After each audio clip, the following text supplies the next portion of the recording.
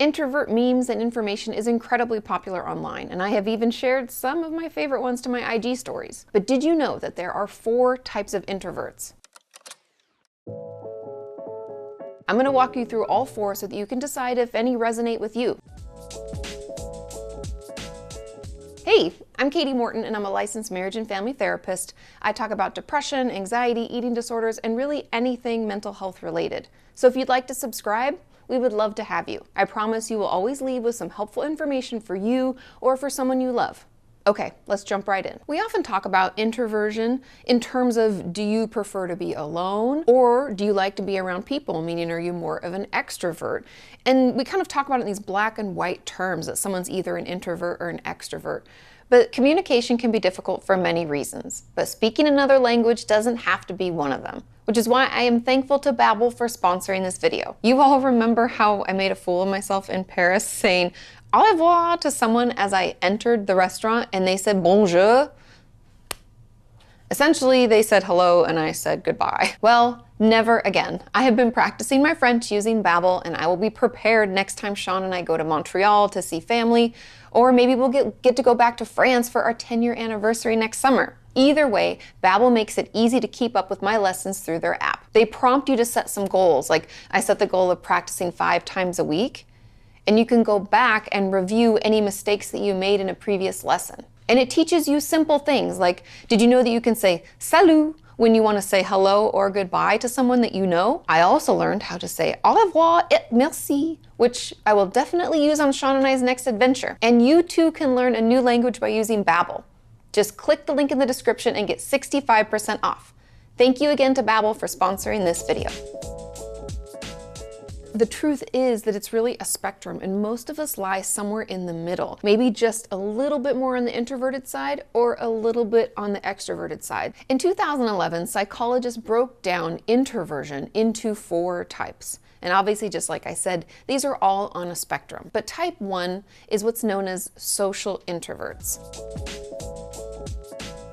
And this is often what we think of when we think of introverts. These people don't want to go to that huge party on a Friday night. But it's also important to note that a social introvert isn't driven by avoiding social anxiety. They are driven by preference. And that's kind of an important distinction to consider while we walk through these 4 types. Introversion is not a mental illness. It's a preference.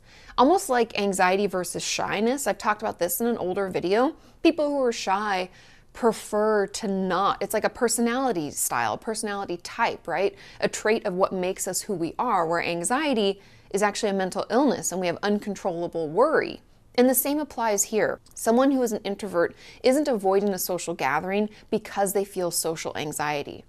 They're avoiding it because they prefer to not be around people. Frankly, they find being around people to be kind of draining, and so they're going to need more alone time than someone who isn't more of an introvert. Social introverts just prefer smaller gatherings or alone time. And if you're wondering, is this me? Here are a couple questions to help you decide. Number 1, do you prefer small or smaller hangouts? Number 2, does it sound fun to you to go on a vacation alone? Number 3, do you find yourself drained if you aren't alone, especially for those who are in a relationship? Consider. Moving on to type 2, the thinking introvert.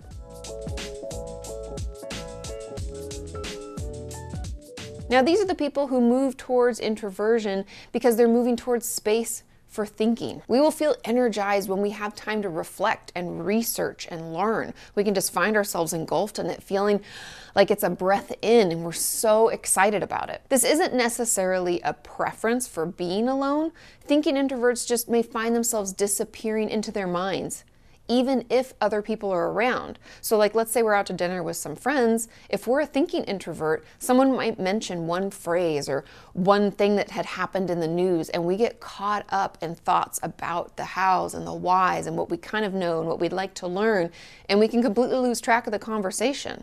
In the book Introvert Power by clinical psychologist Lori Helgo, she notes that these kinds of introverts can be mistaken for extroverts because they're incredibly good listeners, because they're excited and they're learning about you and your experience, and they enjoy being around people that can help them do that. Now, if you're thinking that this might be the kind of introvert that you are, here are some questions. Do you ever get told that you are a great listener? Are you driven to activities that give you space for learning and studying?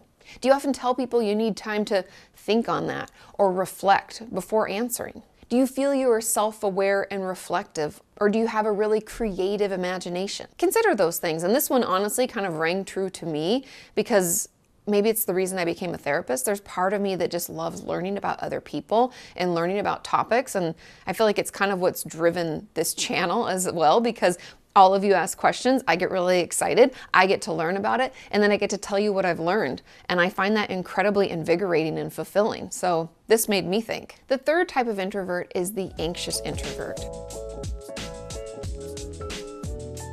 And a lot of times we can think that we're social introverts when we're really more of an anxious introvert. Because it's not necessarily that we prefer that alone time. It's that the time that we spend with people triggers our anxiety. So we're driven to avoid those kinds of settings so that we don't feel anxious. And I would argue that this is kind of more of a social, like we actually have social anxiety or some symptoms of it. But because this can kind of almost like feed our introversion or be a component of it, maybe the reason we like to be alone or prefer alone time, I think it belongs here as well. The anxious introvert can turn inward as a protective behavior out of nervousness or fear. If we think about it and how it relates to anxiety, if going out and seeing other people causes us to feel extremely, vulnerable or like we're being judged, right? We have this intense fear of people thinking of us in a bad way, and we can have this uncontrollable worry about all the things people around us might be thinking. We're gonna avoid it, right? We're gonna wanna turn inward because turning inward and spending time alone is safer. It puts us out there less so that we can potentially have less judgment, feel less vulnerable, and therefore feel better. But if you think this is you, I've got some questions for you to consider. Number one, have you ever been thought of as rude? And that's really confusing to you because you're actually super kind, you're just highly avoidant. My good friend Lauren is like this. She is kind of standoffish and she's really shy and more introverted. She prefers that one-on-one time. And I've introduced her to other friends of mine and they're like, why is she so rude? She wasn't even friendly. And I'm like, because she doesn't know what to say and she's probably nervous because you're a new person. So that's kind of that question. Does that resonate with you? Number two, do you dread or avoid social interactions? And number three, do you feel awkward or shy around people? And the fourth type of introversion is known as the restrained introvert.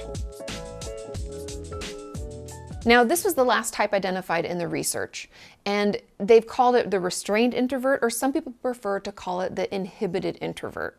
Now, people like this are often more reserved and reflective. Their introversion doesn't present as shy or awkward, but rather just thoughtful and considered. Like they're gonna pause, take some time and respond. Now, when I was reading about this, I was thinking, what's the difference between this and the thinking introvert, right? There's a lot of overlap here. And I think it's because these are all introversion traits. But the difference that I would say between this and the thinking introvert is that the thinking introvert has to kind of step away and they want to take time to think and learn, and that's what gets them excited and helps them feel fulfilled. Well, this person doesn't need to be on their own and go inward and spend all this time ruminating and thinking. This type of restrained introvert just takes time to respond, is more thoughtful and considerate. And that doesn't mean that we're not considerate if we're not this type. It's just we're not spending all our time thinking and learning. We just are more thoughtful with our responses and how we interact with others. The restrained introvert is also often, quiet and dutiful, and other people will want to rely on them. So if you feel like that resonates with you, or you think this might be the type of introvert that you are, I have a couple more questions for you to think about. Number one, do you like to take your time and do things thoughtfully and methodically? Number two, do you find yourself drawn to activities with clear and predictable structure? And number three, are you often unemotional in situations where other people show emotion?